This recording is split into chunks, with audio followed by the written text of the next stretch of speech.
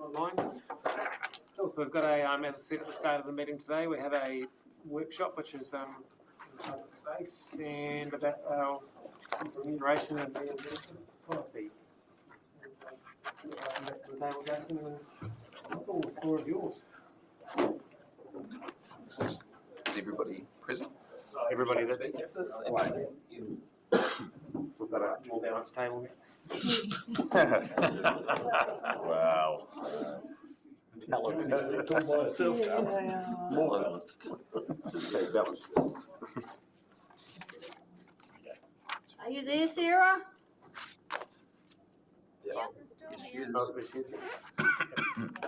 She's pulsing. That's got to be good. Helps. We're having the remuneration of the members pulsing any faster.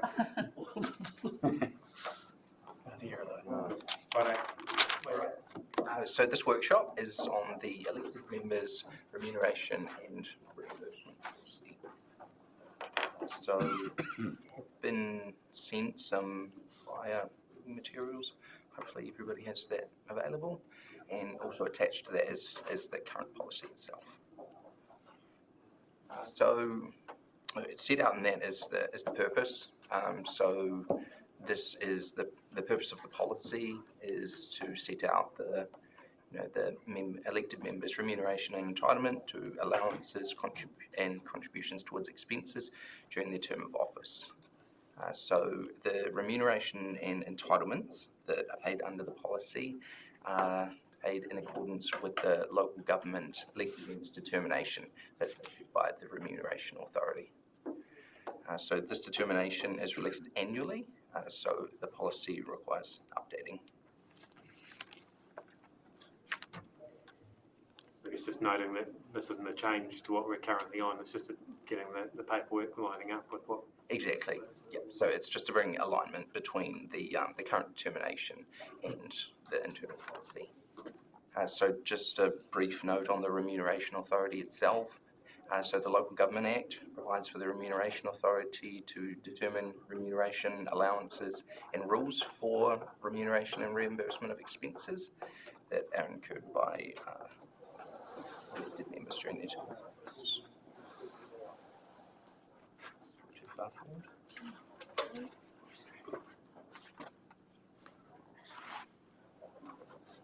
Who's controlling that? Who's controlling the slides? Sorry, it's Jason. It's me. Yeah. No, it's just, I didn't press anything, then it went... Is there a sticky button? There may be. For a moment. Okay, so there is also a complementary report that goes with the determination, and that is this report that's issued by the Auditor General, or the Office of the Auditor General, and it's called Controlling Sensitive Expenditure. So this report just outlines the principles-based method of decision-making, and so the principles, I believe, are outlined in the policy itself. So on the second page of the policy itself, and those are the principles that guide the decision-making there. So as stated, this update is really just to bring the policy into alignment with the determination. And so we've got a few proposed amendments, or a few amendments to discuss here today. So the first one is under the mileage allowance section. So currently it is stated in the policy that council business, travel to and from council business has this requirement that an elected member be invited or required by council to attend a meeting. That is not a requirement under the determination. So we're looking to discuss with you guys, whether we change that to just simply is travelling. So it just removes that requirement because it's not necessarily under the determination itself. Also in that section is the out of local area travel eligibility. So for travel outside of the Southland region, there is no eligibility for mileage allowance reimbursement. So That's if you live outside of the Southland. So so if you live outside of the Southland region itself, there is a consideration that can be made for that, but that has to be, your permanent residence. But yeah, is that relevant to? Does anyone live We've outside? got a board like from a community board member, but I guess it's not whether it's relevant now. It's whether it could be relevant next triennium to be starting with off on that foot. But we do, like I say, have I'm a board member who lives in a Southland. board member who lives outside of that. You could theoretically have someone in Queenstown travelling to Uriti or Blackstone. If I live 10k up the road, I'd be Yeah. I'd be in Kingston. Yes, So so What about the situation where you're actually travelling to a meeting outside the district? Yeah, Such but as that's travelling different. through to Gore. Yeah, that's why I was just clarifying that. So that it's, if there's a council business in Christchurch and we're driving there, we are covered for that. It was more so if you reside outside of the area. but you could be faced with quite high mileage costs for someone who's in our area but not living in it. So to me that makes total sense. alternatively, Mr. Chair, I think that the one we were just discussing with Jason is maybe living in the Invercargill City Council boundaries, which is out of area.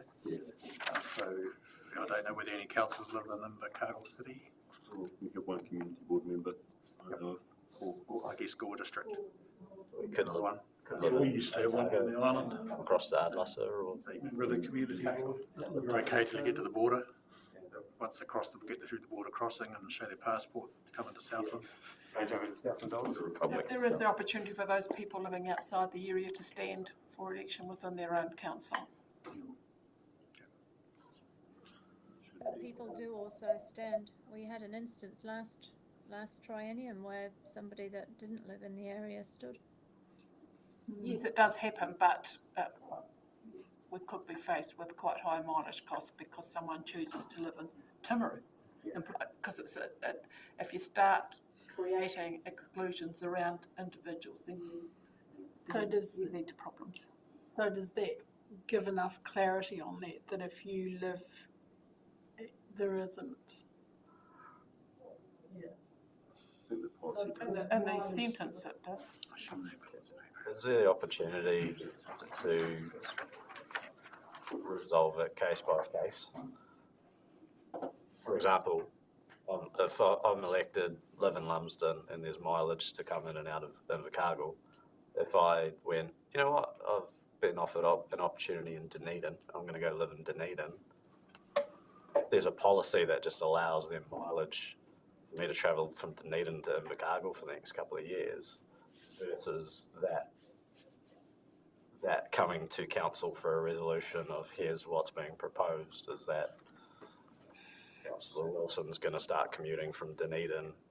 Yeah, I think the intention is that you would pay for your mileage to the border. Yeah, Mileage from the border in. I think that's fair. So That's what it is. there is under the determination, there is an allowance made where there are circumstances that are beyond your control that have forced you to move there. It wouldn't be for relocation for a job opportunity or things like that. So there can be those considerations made, but that would be more the exception. I think the current status quo is good. Yeah, that's what I'm picking up. The status quo is okay. So. And I'm not going to Dunedin, by the way. Yeah. Unless there's any opportunities on me. 3.5 hour drive. 3 hours. Maybe turn the corner. So also under the background section, so just a bit of clarification, this is more so for staff members and things who will be interacting with the policy. So we've got in your supplementary reading material, we've got the actual statement that sort of asking you to consider.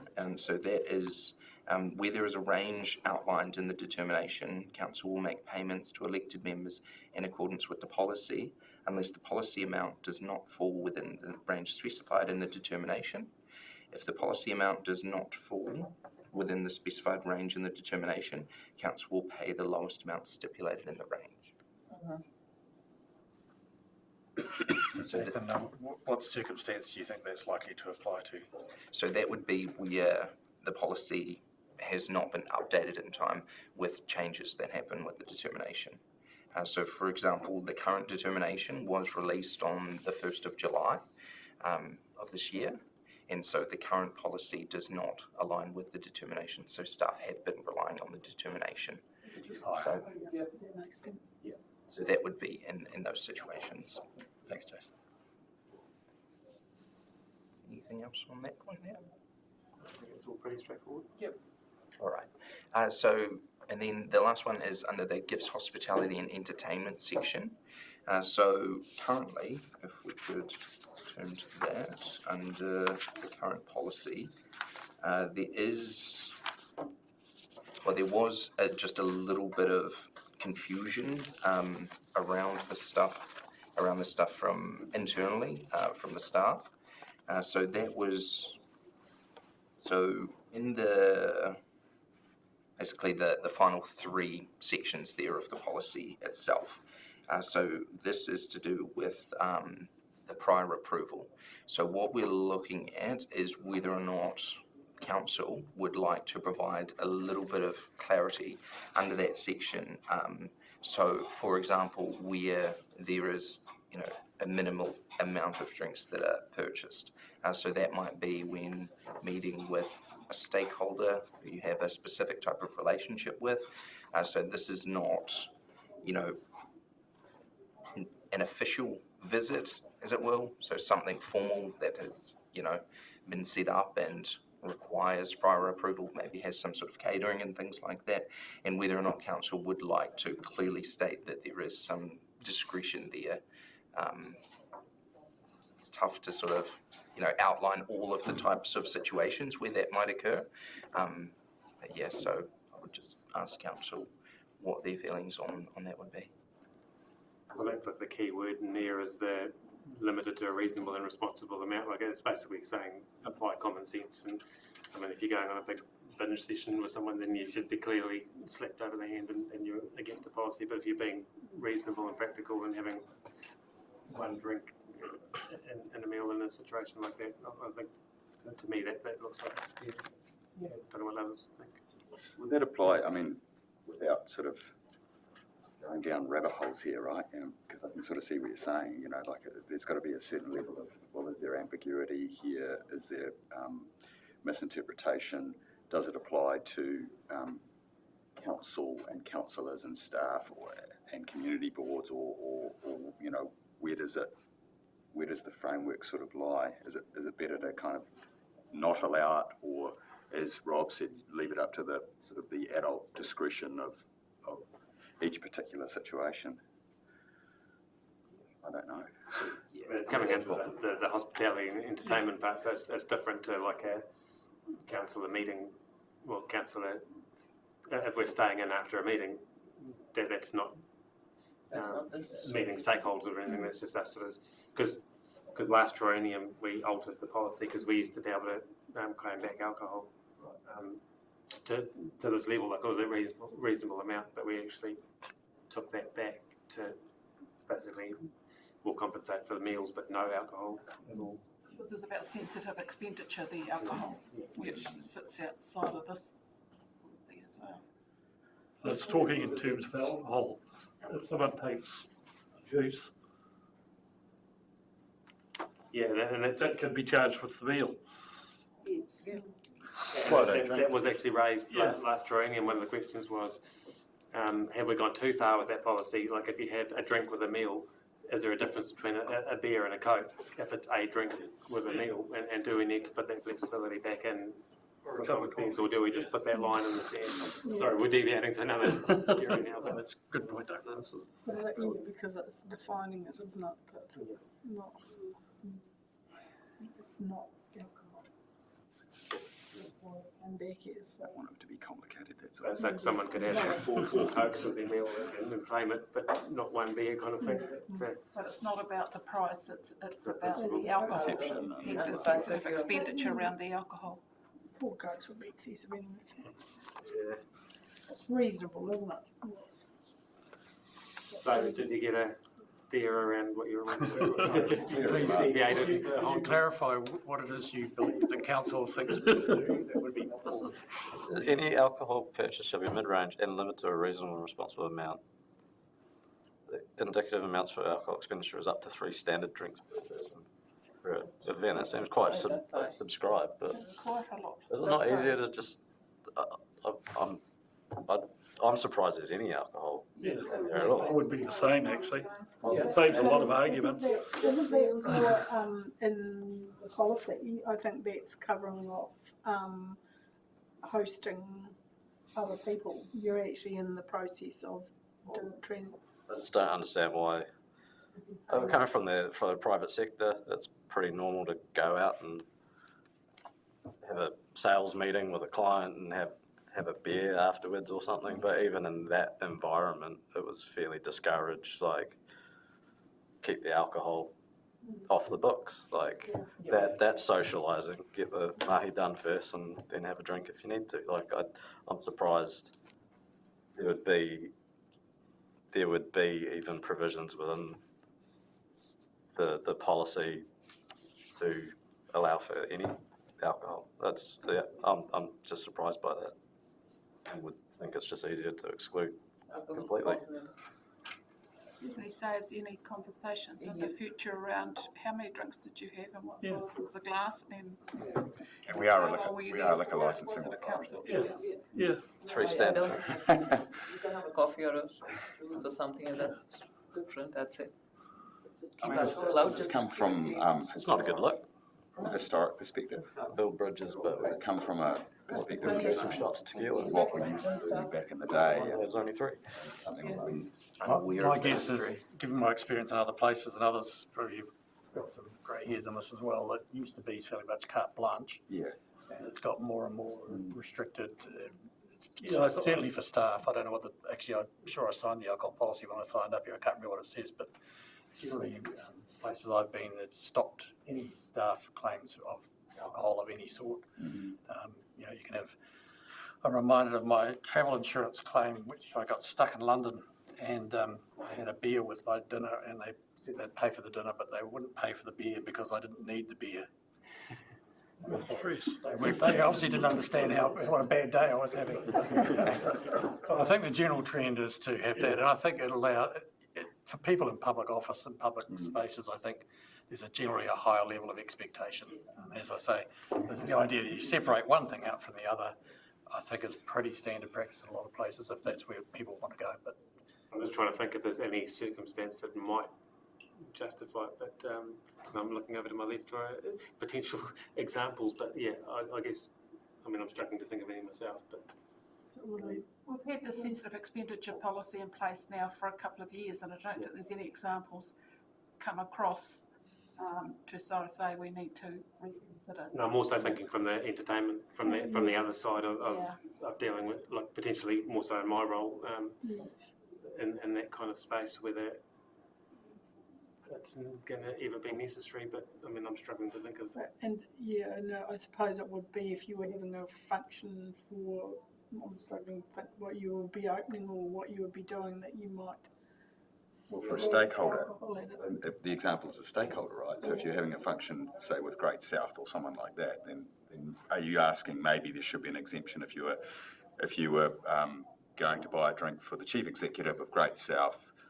Then does it come under the guise of that, or should it just be completely separate? Yeah, that's what I'm thinking. Like, is there an example where, given in the environment that we're in, but noting Matt's comment about Expectations from your ratepayers about what they expect, whatever, regardless of the elected member or other stakeholders. I think it's just better to keep alcohol out of it.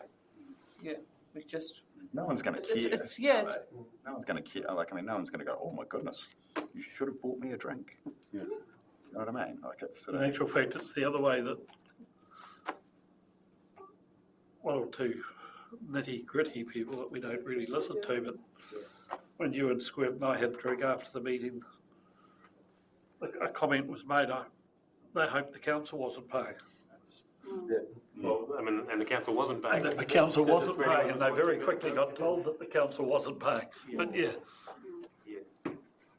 But I think, yeah, Look, I can't think of any examples. It's much cleaner administratively. That said,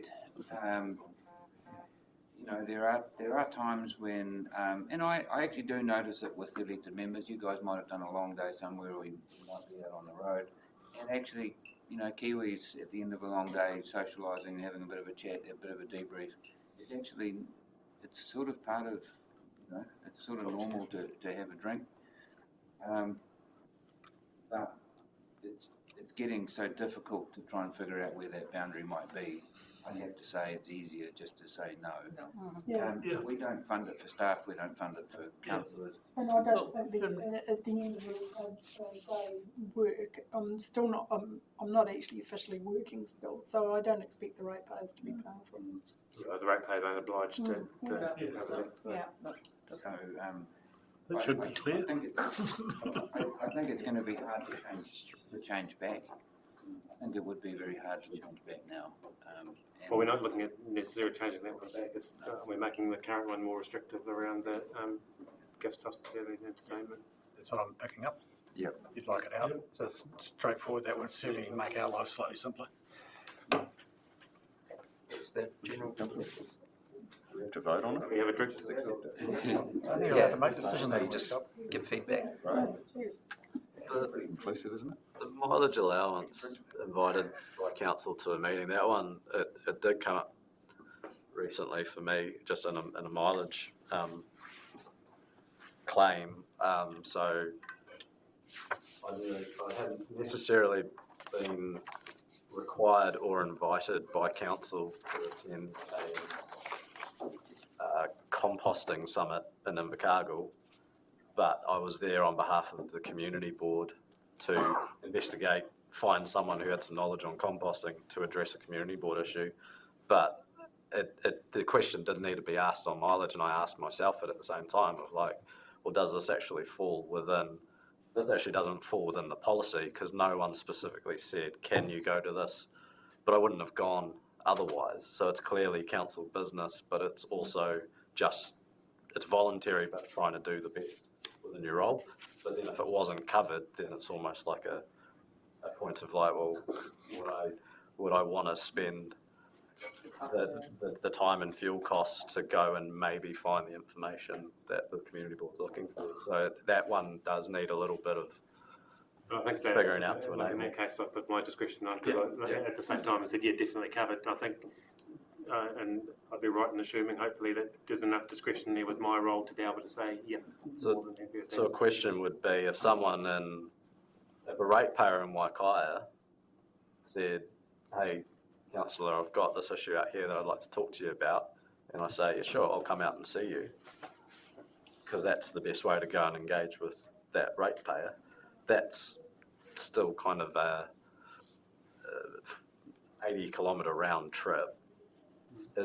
Where does that fit into the mileage policy? Because you want to be available to go out and be available in person to the ratepayers, but we've got this massive area, and even as the local councillor, still quite a long way away from going out to the community that want you on the ground to have a look at the situation.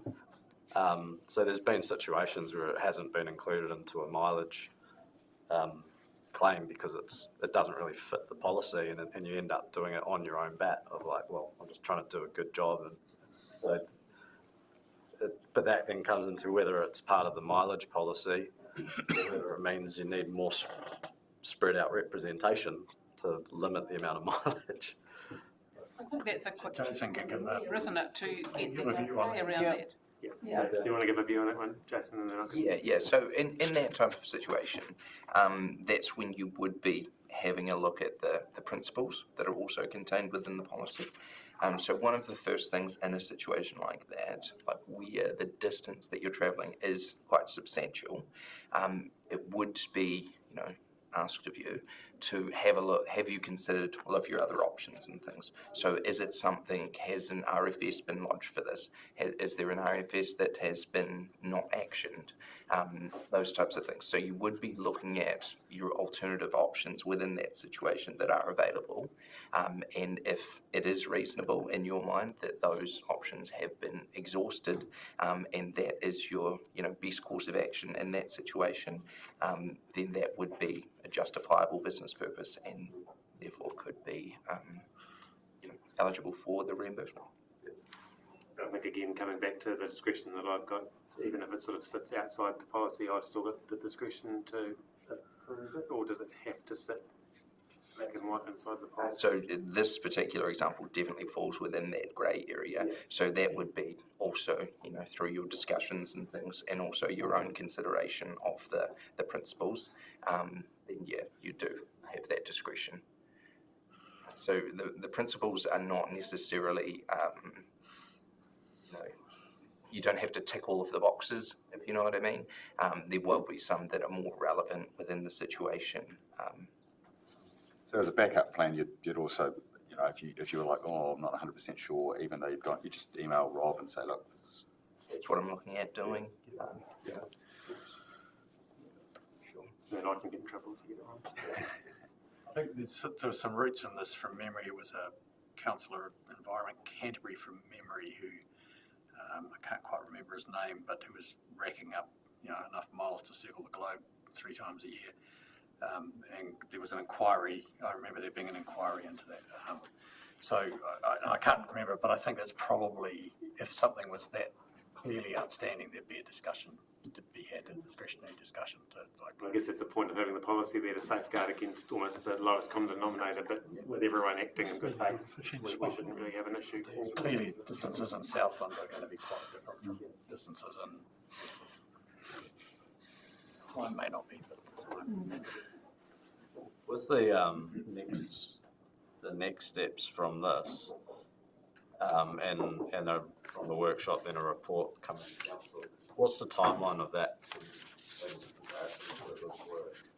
representation review? Because is there potential that the representation review and whatever kind of ideas come out of that, of what representation might look like in the future triennium, would this potentially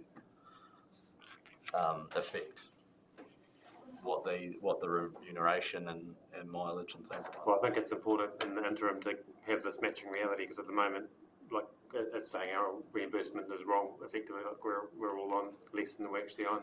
I don't think it's a big job getting this relevant, and then what comes out of that representation review, this is probably more of a living document, isn't it? That will just be updated. just needs to be updated. Is there anything else you?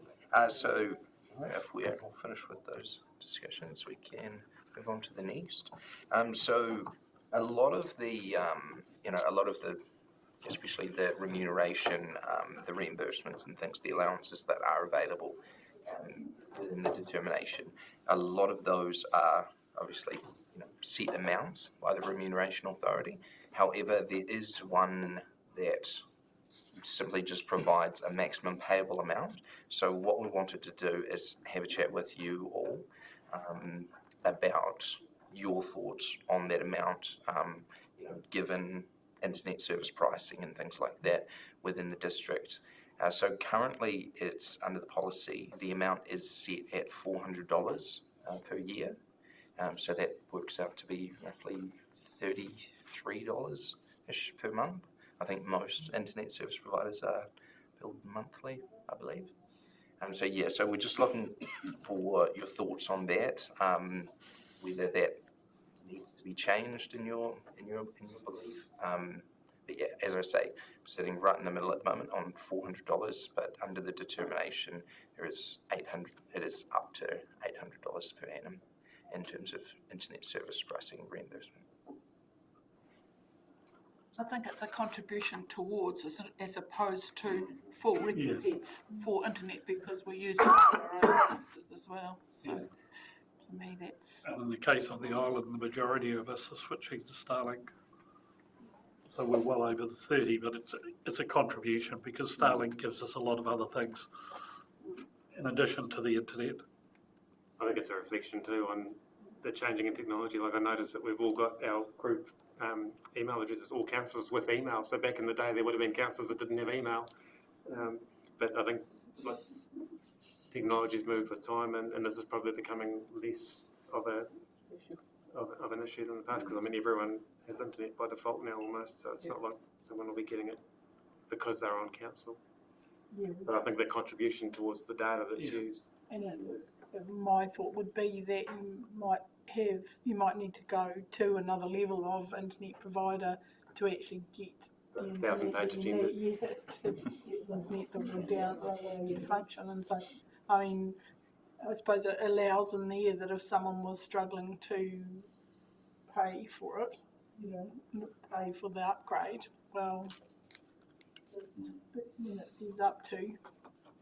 You could always make application or an exception to the rule, but the data we download is not going to be huge. The volumes of data compared to what we stream. Speak for yourself. the speed and the ability to have, teams meeting or that, not necessarily official meetings, but, catch up. I think sitting at 400 is probably still accurate. And feels like that's an appropriate. Okay, fantastic. Okay, this is just more of a discussion piece. So devices are not currently provided for community board members. So what we're looking at is your thoughts on whether this might be something that is required or helpful for community board members. So we've listed out some of the uses for those devices in our previous conversation. You noted that there's many different uses for them in the current times. So yeah, are there any thoughts on providing devices to community board members? I think it would be helpful to get their take on it. It's quite interesting from last triennium when we talked about the email addresses and we supplied everyone with an email address and then found out that no one actually used it. So yeah, to Christine's point, I think it would be important to talk to the actual people that affects to see whether that be a desire.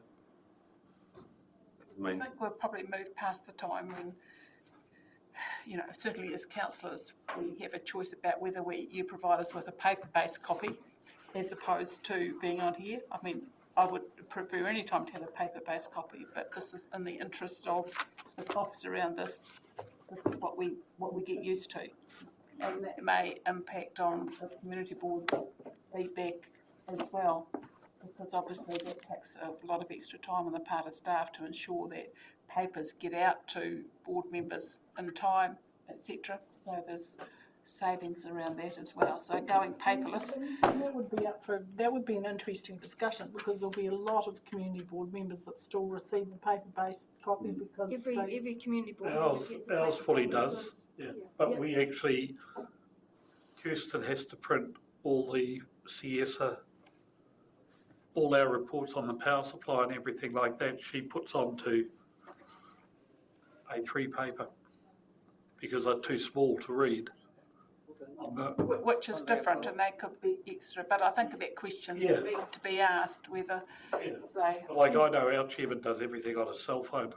And if he has to use a laptop, he comes over and uses the one I've just put in the bag there. Papers that you have online, if it was a hard copy, I would be putting it onto A3, but because you can zoom, you can expand it on your. Oh yeah, I know, but you can't actually see the whole layout, the page. You can see a piece here, and you've got to keep looking across it. I think noting as well. Oh, that might be a different. Do they come in Excel spreadsheets? Oh, no, you can still Other areas, is there a precedent? Other areas, community boards, do they all get devices? Do they get allowance? Other councils? I don't know the answer to that, but I see in here there's allowances available for community board members to use their own devices. Can we still give them access to the hub? I mean, because I know if you have the right access codes, you can put it on your just online here. Any device. So I mean, people could still use and access the hub from personal devices. I think if we get the feedback from the community boards. Board members, that would be then good. we can look at Yeah. that further. Because the other thing to note is a lot of the meeting venues don't have internet connections as well. We're meeting in small community halls and everything, so Yeah. that almost Negates the- Although you download it beforehand and You're supposed to read it before the meeting, aren't you? Checking. Sorry, just Rob, something else just to consider too. I mean, when we first got allocated these, we also got allocated a tablet as well, which I've never used. I've only ever used this, so I don't know. We got the screen. The screen, sorry. So I don't know whether or not there's that's compatible or not. But the only one of the red flags that comes up for me straight away, and we've had workshops on this, is are we happy from an IT safety perspective that our community board members are going to be vigilant and are going to be, are we going to be sort of safe in the knowledge that information is secure. information security? I mean, that would probably be one of the only, because we have certain community boards which have certain views, which ultimately though it comes down to we've got to trust our members of the organisation to be able to work with what we've got. I just hope that we wouldn't sort of open ourselves up to potential risks associated with that. That's all. Well, that's why they were all getting email addresses that they should use for council stuff. But I think if we have the conversation with the board, see what the demand, rather than us trying to decide here, because there's going to be an expense to it. So I'd hate to supply everyone with tablets and then find out that no one actually uses them in the end too. So I think if we establish the need first, and there is the advantage of being able, again, not wanting to speak to the community boards, but knowing the advantage of having access to the hub, and you get an agenda for what we're talking about now, and you might then be able to use the search function and you find something from 2017 that gives you context. Whereas community board, even if it's chairs, to be able to have that opportunity and the advantage of at least having better access to the information and ways to find the information, because you can't just type in a search thing and find out what you're looking for in paper, but there is that advantage with the hub to be able to. Well, I do think there's value in board chairs having it, and I think but again, but you need training as well on how to use that, and even I think as councillors we could in the initiation some training on how to best utilise the hub to find information. Cool. So you got So general consensus is really the support of the community board feedback and things. Yeah, to come back to us then. And access, not necessarily devices, the two different things that you can definitely do access on a private owned thing, because I can do the hub on my phone. So I know it can be done. Okay. I would say, that there will be to the practicality and things, feedback as well. All right. So that brings us to the end, really, and just a few discussion questions. So we just spoke earlier very briefly about the internet services amount. Second point has also been covered in terms of the devices. So just a little bit of more general feedback. Do you believe that the policy is functional and easy to understand yourselves? We haven't had any concerns expressed to date, have we? So, yeah. Great. Any sections that could be better clarified? I suppose that ties into that first question a lot as well. There's no issues, nothing. Changed around the mileage allowance. It says in the mileage claims are based on travel from the elected members' normal residence to the meeting place. Should that have some element of it within the, provided it is within the boundary of the It's from the boundary of the local authority, because that's what you've recommended. Yeah, but that's what we are changing that. That was going to have clarification around that. Yeah, right.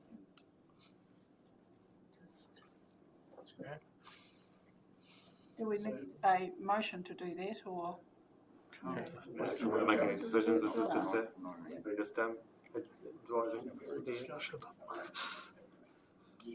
Final adoption. I do have one question. It's around the airports. Oh, yeah, I was going to raise that too. I'm not saying I want to personally get them, but with the amount of travel that I'm doing, the council will actually be able to claim them if we can get discounts on flights and stuff. So I'm not very clear on how that actually works and what we can do there, because there'd be no point in throwing them out the door if we've actually got something that we can actually use.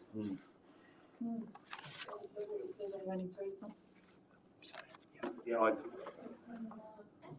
I'm not sure, but I know in the past, having been an organisation that you also used Orbit, I think you guys use Orbit, there's a corporate deal that is done where the air points aren't awarded, but they accumulate for the organisation. I'm not sure if that's in place here, but we can certainly find that out. Yeah, that'd be good to find out, because collectively as an organisation, we probably do like a reasonable chunk of. It's pretty standard not to have air points going to the individuals. Lots of public servants on very nice holidays from air points. We'll find that out, because I know in other places there's definitely been a deal with Orbit that gets accumulated in different ways. It's an advantage to our ratepayer. Yeah, because all the bookings, I know all the bookings have to go through our people and they book it, and it's all done through Orbit. So I'll get some feedback for you and just let you know. If there was like a trip to France this weekend or something, that would be quite. For example. Something on over there. You're For the whole council, was that? Yeah. Sister city with Paris. Chris Luxton was asked that question this morning, wasn't he? Yeah, he was asked this morning. He said, "Oh, so you're going on your trip to see the World Cup final, Mr. Luxton?" He said, "No, I'm not." Didn't fall into that trap. So you all got everything you need? Yeah, everything we need. Unless there's anything else anybody wants to bring up? Thank you very much. Thank you. To the trip to France on Friday. Thanks, everybody. It's not happening. Just checking. I would say so. Yeah. You might know someone. Yeah. He's probably travelling to New Zealand. Concession. He probably wouldn't. So, I know it's true for the central government.